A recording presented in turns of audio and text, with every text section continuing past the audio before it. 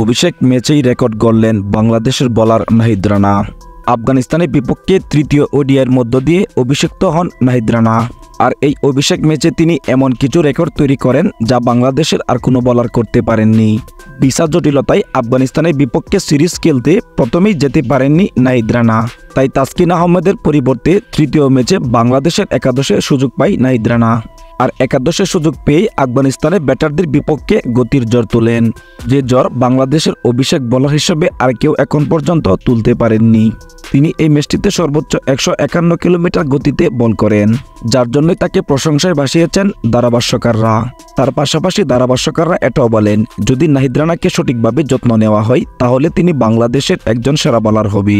মোহাম্মদ নাবির বিপক্ষে এমন একটি বল করেন যেখানে মোহাম্মদ নাবি একেবারে পরাস্ত হয়েছেন। সুপ্রিয় ভিউয়ার্স, সবকিছু বিবেচনা করে নাহিদ রানা সম্পর্কে আপনাদের কি মতামত তা অবশ্যই কমেন্ট বক্সে কমেন্ট করে আপনাদের মতামত জানিয়ে যাবেন।